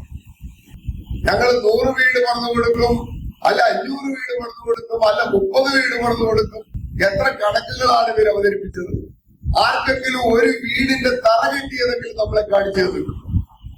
എത്ര കോടി രൂപ ഈ കേരളത്തിലെ ജനങ്ങളിൽ നിന്ന് പിരിച്ചെടുക്കും? ഇത് മാത്രം മതിയല്ലോ കേരളത്തിനകത്ത് എന്താണ് LDF, എന്താണ് UDF എന്ന് തിരിച്ചറിയാൻ. ആ വയനാടിൽ നിന്നാണ് ഇപ്പോ 8 കിലോമീറ്ററിലധികം നീളം വരുന്ന ആനക്കാംപോയിൽ, കള്ളാടി, അതേപോലെ തന്നെ ഇതാണ് മേപ്പാടി തുരങ്കപാത ഉണ്ടാകുന്നത്. എത്ര കോടി രൂപയാണ് നടക്കുന്നത്? കേരളത്തിന്റെ ഗതാഗത സംവിധാനത്തിനകത്ത് ഒരു ഗവൺമെന്റ് എത്രമാത്രം ദീർഘവീക്ഷണത്തോടു കൂടിയാണ് ഇടപെടുന്നതെന്ന് കാണാൻ കഴിയുക. ഒരു മല തുറന്നുകൊണ്ട് കോഴിക്കോട് ജില്ലയില് ജനങ്ങൾക്ക് വയനാട് ജില്ലയിലേക്ക് എത്താൻ എത്ര മണിക്കൂർ? 1.5 മണിക്കൂറിലധികം ലാഭം. അതേപോലെ തന്നെ ഇന്ധന ലാഭം വേറെ. ആ രീതിയിലേക്ക് ഒരു തുരങ്കപാത നിർമ്മിക്കാനുള്ള പ്രപ്പോസൽ ഉണ്ടാക്കി അത് കേന്ദ്ര ഗവൺമെന്റ് കൊടുത്തപ്പോ PD സതീശൻ പറഞ്ഞതെന്താ ഓർക്കുന്നുണ്ടോ? ഒരു തുരങ്കം ഉണ്ടാക്കുമ്പോൾ ഞങ്ങൾ സമ്മതിക്കില്ലെന്നാണ്, ഞങ്ങൾ സമ്മതിക്കില്ല എന്ന് ഇവര് ഈ രീതിയിലുള്ള നിലപാടൊക്കെ ഉള്ളൂ. മറ്റെന്തുണ്ടായി? കേരളത്തിലെ ഇടതുപക്ഷ ജനാധിപത്യ മുന്നണിയുടെ ഇച്ഛാശക്തി, സഖാവ് പിണറായി വിജയന്റെ നേതൃത്വത്തിലുള്ള ഗവൺമെന്റിന്റെ നിശ്ചയദാർഢ്യം തുരങ്കപാത ഉദ്ഘാടനം നിർവഹിച്ചില്ല. ഇപ്പോ യുദ്ധകാലാടിസ്ഥാനത്തിലായിരുന്നു നിർമ്മാണ പ്രവർത്തനങ്ങൾ നടത്തുക. ഞാൻ ദീർഘിപ്പിക്കുന്നില്ല. ഈ കേരളം ഇടതുപക്ഷ ജനാധിപത്യ മുന്നണിയുടെ ഗവൺമെന്റ് 10 വർഷക്കാലം ഭരിച്ച് പൂർത്തിയാകുമ്പോ ഇന്ന് ഇന്ത്യയിലെ നമ്പർ 1 സംസ്ഥാനമായപ്പോ എല്ലാ മേഖലയിലും അതിന്റെ പ്രതിഫലനം കാണാൻ കഴിയില്ല. ഏത് മാനവ വികസന സൂചികയെടുത്ത് പരിശോധിച്ചോ, ഇപ്പോ അമേരിക്കയെ ഏറ്റവും വികസിത മുതലാളിത്ത രാജ്യമായ അമേരിക്കയില് ശിശുമരണ നിരക്ക് 5.6, ഇവിടെ 5. ഓർക്കണം, ഇന്ത്യയെ പോലെയുള്ള അങ്ങേയറ്റം ദാരിദ്ര്യം നിലനിൽക്കുന്ന ഒരു രാജ്യത്തിനകത്ത് 1000 കുഞ്ഞുങ്ങൾ ജനിച്ചാൽ 35 പേർ മരണമടയുന്ന ഈ ഇന്ത്യ രാജ്യത്തിനകത്ത് ഈ കേരളം എന്ന കൊച്ചുദിനത്തിൽ 1000 കുട്ടികൾ ജനിച്ചാൽ 5 പേരെ മരിക്കുന്നു. അമേരിക്കയിൽ പോലും 5.6. അങ്ങനെ ശിശുമരണ നിരക്കിലും മാതൃമരണ നിരക്കിലും റെക്കോർഡ് കിട്ട ഒരു കേരളമായി കേരളം മാറിയതെങ്ങനെയാ? അതാണ് 2016 ഗവൺമെന്റ് തുടങ്ങി വെച്ച ആർദ്രം പദ്ധതി. ആരോഗ്യരംഗത്ത് നമ്മൾ നടപ്പാക്കിയിട്ടുള്ള അങ്ങേയറ്റം ദീർഘവീക്ഷണത്തോടു കൂടിയുള്ള നിലപാടുകൾ, അതിന്റെ ഭാഗമായി 800ഓളം വരുന്ന പ്രാഥമിക ആരോഗ്യ കേന്ദ്രങ്ങളെ PHCകളെ നമ്മള് കുടുംബാരോഗ്യ കേന്ദ്രങ്ങളാക്കി മാറ്റി. ഇപ്പോ ഇവിടെ ദേവൻകുളങ്ങര ചെന്നാൽ നമ്മുടെ സർക്കാർ ആശുപത്രി, അവിടെ പേജസ് സെന്റർ ഉണ്ട്. അതിപ്പോ ഒരു നല്ല ഒരു ആശുപത്രിയുടെ എല്ലാ കെട്ടും മട്ടും ജനങ്ങൾ ഏറ്റവും കൂടുതൽ ആശ്രയിക്കുന്ന ഒരു പ്രധാനപ്പെട്ട കേന്ദ്രമായി അത് രൂപാന്തരപ്പെട്ടു. ഇങ്ങനെ 800 വർഷക്കാലത്തിനിടയിൽ കേരളത്തിനകത്ത് ഈ ഗവൺമെന്റ് വന്നു കഴിഞ്ഞാൽ രാവിലെ 11 മണിയാകുമ്പോൾ ഡോക്ടർ അടച്ചുകൂട്ടി പോകും. അത് പാടില്ല. അതിനു പകരം അത് 6 മണി വരെ പ്രവർത്തിക്കുന്നു. 3 ഡോക്ടർമാർ, അതിനനുസരിച്ചിട്ടുള്ള നഴ്സുമാർ, അതിനനുസരിച്ചുള്ള പാരാമെഡിക്കൽ സ്റ്റാഫ്, ഇതെല്ലാം ഉറപ്പുവരുത്താൻ കഴിയും. അതുകൂടാതെയാണ് കേരളത്തിനകത്ത് താലൂക്ക് ആശുപത്രികൾ കാത്ത് ലാബുകൾ, ഹൃദയരോഗവുമായി ബന്ധപ്പെട്ട് ചികിത്സ നടത്തുന്നവർക്ക് എല്ലാം അറിയാവുന്നതാണ് കാത്ത് ലാബുകളുടെ പ്രാധാന്യത്തെ സംബന്ധിച്ചിടത്തോളം. അത് സർക്കാർ മേഖലയിൽ ആരംഭിക്കുകയാണ്. ഇതുകൂടാതെയാണ് ജില്ലാ ആശുപത്രിയിൽ ഹൃദയമാറ്റ ശസ്ത്രക്രിയ വരെ നടത്തുന്നു, അവയവമാറ്റ ശസ്ത്രക്രിയ നടത്തുന്നു. ഇത് വെറുതെ പറയുന്നില്ല. ഇവിടെ എറണാകുളം ജനറൽ ആശുപത്രിയിലല്ലേ ഈ സമീപകാലത്ത് നേപ്പാൾ സ്വദേശിയായ ഒരു പെൺകുട്ടിയുടെ ഹൃദയം മാറ്റിവെച്ചത്. ജില്ലാ ആശുപത്രികൾ, മെഡിക്കൽ കോളേജുകൾ, കോട്ടയം മെഡിക്കൽ കോളേജിൽ ഒരു ദിവസം കരൾ മാറ്റം, ഹൃദയമാറ്റം, 3 അവയവമാറ്റ ശസ്ത്രക്രിയ ഒരേ ദിവസം നടക്കുന്നു ഒരു മെഡിക്കൽ കോളേജിൽ. അത്തരത്തിലേക്കുള്ള മാറ്റം ഈ കേരളത്തിനകത്ത് പൊതുജനാരോഗ്യ രംഗത്ത് മാറ്റിയെടുത്തപ്പോ അതിനെ തകർക്കാൻ പിന്നെ എന്താണ് മാർഗം? അതിനെ തകർക്കാൻ എന്താണ് മാർഗം? ഇപ്പോ 14 കോടി മനുഷ്യരാണ് 5 കൊല്ലക്കാലം കൊണ്ട് കേരളത്തിനകത്ത് ഈ പൊതുജനാരോഗ്യ മേഖലയെ ആശ്രയിച്ചു എന്ന് പറഞ്ഞാൽ 3.5 കോടി ജനങ്ങളിൽ എത്രമാത്രം ജനങ്ങൾ ആവർത്തിച്ച് നമ്മുടെ പൊതുജനാരോഗ്യ രംഗത്ത് ഈ ആശുപത്രികളെ ആശ്രയിച്ചു എന്നാണ് നമ്മൾ കാണുന്നത്. അപ്പൊ അതിനെ തകർക്കാൻ ഇപ്പൊ KKR വരുന്നു, ബ്ലാക്ക്സ്റ്റോൺ എന്ന് പറയുന്ന കമ്പനി വരുന്നു, അമേരിക്കൻ ബേസ്ഡ് കമ്പനികൾ കേരളത്തിനകത്ത് വന്ന് നമ്മുടെ ആസ്റ്റർ മെഡിസിറ്റി അവർ വാങ്ങുന്നു, കിംസ് വാങ്ങുന്നു, മിംസ് വാങ്ങുന്നു. അതേപോലെ തന്നെ കോഴിക്കോട് ബേബി മെമ്മോറിയൽ ആശുപത്രി അവർ വാങ്ങുന്നു. നിങ്ങൾ നോക്കിക്കോ, ഒരു കൊല്ലം കഴിയുന്നതിന് മുമ്പ് കേരളത്തിനകത്ത് 100 ബെഡ് അധികമുള്ള എല്ലാ ആശുപത്രികളെയും ഇവർ കൈക്കലാക്കും. ഇന്ത്യ രാജ്യത്തിനകത്ത് ഏറ്റവും കൂടുതൽ ആശുപത്രികൾ കൈക്കലാക്കുന്ന ഒരു സംസ്ഥാനമായി ഈ കേരളത്തിനകത്ത് ബഹുരാഷ്ട്ര വാക്കുകൾ മാത്രം. ആ ബഹുരാഷ്ട്ര കുത്തകൾക്ക് മണ്ണൊരുക്കുന്ന പ്രവർത്തനമാണ് വി.ഡി. സതീശനെ പോലെയുള്ളവർ ചേർന്നുകൊണ്ട് കേരളത്തിനകത്ത് വീണാ ജോർജിനെ പോലെയുള്ള ആരോഗ്യ രംഗത്ത് മികവുറ്റ മന്ത്രി എന്നുള്ള നിലയ്ക്ക് പേരെടുത്ത അവർക്കെതിരെ എല്ലാം നടത്തിയിട്ടുള്ള സമരത്തെ നമുക്ക് കാണേണ്ടത്. അത് വെറുതെ പൊടുത്തിനെ ഉണ്ടായ ഒരു സമരമല്ല. ആയിരക്കണക്കിന് ഓപ്പറേഷനുകൾ, ശസ്ത്രക്രിയകൾ ചെയ്യുമ്പോ ഒരു ചെറിയ പിഴവുകളൊക്കെ സംഭവിക്കാം. അതുപോലെ സംഭവിക്കാൻ പാടില്ല എന്നുള്ളതാണ് ഇടതുപക്ഷ ജനാധിപത്യ മുന്നണിയുടെ നയമെന്ന് പറയുന്നത്. പക്ഷെ തെറ്റ് സംഭവിച്ചു പോയി. പക്ഷെ അത് അപാടെ തെറ്റാണ് എന്ന് പെരുപ്പിച്ച് കാണിച്ചുകൊണ്ട് കേരളത്തിന്റെ ആരോഗ്യ മേഖലയെ ഉച്ചൂടും നശിപ്പിക്കുന്ന രീതിയിലേക്കുള്ള കുപ്രചരണങ്ങൾ അഴിച്ചുവിട്ടുകൊണ്ട് നടത്തിയത് കേവലം ഒരു സമരം മാത്രമല്ല, അത് ഇത്തരത്തിലുള്ള ബഹുരാഷ്ട്ര കുത്തകൾക്ക് കേരളത്തിലേക്ക് വരാനുള്ള പരവതാനി വിധിച്ചു കൊടുക്കുകയും കൂടിയായിരുന്നു എന്ന് ഈ തെരഞ്ഞെടുപ്പ് സന്ദർഭത്തിൽ നമുക്ക് തിരിച്ചറിയാൻ കഴിയും. അതുകൊണ്ട് ഞാൻ ചുരുക്കുകയാണ്, കേരളത്തിനകത്ത് ഇടതുപക്ഷ ജനാധിപത്യ മുന്നണിയുടെ ഈ സർക്കാർ അധികാരത്തിൽ തുടരേണ്ടത് അങ്ങേയറ്റം അത്യന്താപേക്ഷിതമാണ് എന്ന ബോധ്യം കേരളത്തിനകത്ത് ബഹുഭൂരിപക്ഷം വരുന്ന മനുഷ്യരിലും ഉണ്ട് എന്നുള്ളതാണ് വസ്തുത. നിങ്ങൾ യൂട്യൂബും സാമൂഹ്യ മാധ്യമങ്ങളെ എല്ലാം എടുത്തു നോക്കിക്കോ. ഓരോ മനുഷ്യരുടെ മുന്നിലും കൊണ്ടുചെന്ന് മൈക്ക് വെച്ച് ചോദിക്കുമ്പോ ആരാണ് അടുത്ത മുഖ്യമന്ത്രി ആകേണ്ടത്, ആരാണ് ഇനി ഭരിക്കേണ്ടത് എന്ന് ഏത് സാധാരണക്കാരായ മനുഷ്യരോട് ചോദിച്ചു, അവരെല്ലാം ഇടതുപക്ഷമാണ് വരേണ്ടത് എന്ന് പറയുന്ന അവസ്ഥയിലേക്ക് മാറിയിട്ടുണ്ടെങ്കിൽ അത് ഈ കേരളത്തിനകത്ത് ഈ ഗവൺമെന്റ് നടത്തിയിട്ടുള്ള പ്രവർത്തനത്തിന്റെ ഭാഗമായി.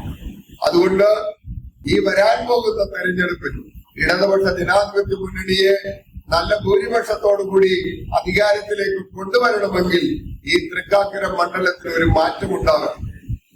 അല്ലേ, 2008 രൂപീകരിച്ച ഈ തൃക്കാക്കര മണ്ഡലത്തിനകത്ത് ഇന്നുവരെ LDF-ന്റെ സ്ഥാനാർത്ഥികൾ വിജയിച്ചു വന്നിട്ടില്ല. ഈ മണ്ഡലം രൂപീകരിച്ചതിന് ശേഷം, ഈ മണ്ഡലം രൂപീകരിക്കുന്നതിന് മുമ്പും തൃപ്പൂണിത്തുറ മണ്ഡലത്തിന്റെ ഭാഗമായിരിക്കുന്നതും എല്ലാം കൂടെ എടുത്ത് കണക്ക് നോക്കിയാൽ ഏതാണ്ട് 4 ദശാബ്ദക്കാലമായി വലതുപക്ഷ ശക്തികൾ പ്രതിനിധീകരിക്കുന്ന ഒരു പ്രദേശമാണ്. അതിന്റെ പിന്നോക്കാവസ്ഥ ഈ തൃക്കാക്കരയ്ക്കുണ്ട്. അത് നമുക്ക് തിരുത്തി കുറിക്കാൻ നമുക്ക് കഴിയണം. കേരളത്തിലെ കിഫ്ബി ഫണ്ടിന്റെ ഭാഗമായി എല്ലാ മണ്ഡലങ്ങളിലും അഭൂതപൂർവമായ മുന്നേറ്റം ഉണ്ടായി. പക്ഷേ തൃക്കാക്കരയിൽ മാത്രം ഉണ്ടായി. തൃക്കാക്കരയിൽ പ്രശ്നങ്ങളില്ലാത്തത് കൊണ്ടാണ്. കുടിവെള്ളം കിട്ടാത്ത എത്രയോ മനുഷ്യർ ഇപ്പോഴും നമ്മുടെ പല പ്രദേശങ്ങളിലും ഉണ്ട്. റോഡുകൾ വീതി കൂട്ടി സഞ്ചാരയോഗ്യമാക്കാൻ കഴിയാവുന്ന എത്രയോ റോഡുകളുണ്ട്. ഇപ്പൊ കത്രികളവിൽ നിന്ന് ആരംഭിക്കുന്ന റോഡ് മംഗലത്ത് നിന്ന് ആരംഭിച്ച് അതിനെ കറുകപ്പള്ളിയിലേക്ക് പോകാൻ എത്രയോ കാലമായി പ്രപ്പോസൽ ഉള്ളതാണ്. ഇതിനെല്ലാം നിയമസഭയ്ക്കകത്തും കേരളത്തിലെ ഗവൺമെന്റിനെ സമീപിച്ചുമല്ല MLA എന്നുള്ള നിലയ്ക്ക് അത് അവതരിപ്പിച്ച് കിഫ്ബി ഫണ്ടിൽ നിന്ന് ആവശ്യമായ ഫണ്ട് ശേഖരിച്ച് നീതി കൂട്ടി അവിടെയുള്ള ജനങ്ങളെ പുനരധിവസിപ്പിച്ച് പദ്ധതികൾക്ക് ആസൂത്രണം ചെയ്യാൻ ഭാവനാത്മകമായ നിലപാട് സ്വീകരിക്കാൻ കഴിയുന്ന ഒരു ജനപ്രതിനിധിയാണ് നമുക്ക് ആവശ്യം. അവിടെയാണ് നമ്മൾ ഇക്കുറി ഈ തൃക്കാക്കര മണ്ഡലത്തിൽ വന്ന് മത്സരിക്കുമ്പോ അവര് എന്തുകൊണ്ടും യോഗ്യയാണ്. 2 തവണ വാഴക്കുളം ഗ്രാമപഞ്ചായത്തില് ജനപ്രതിനിധിയായിരുന്നു.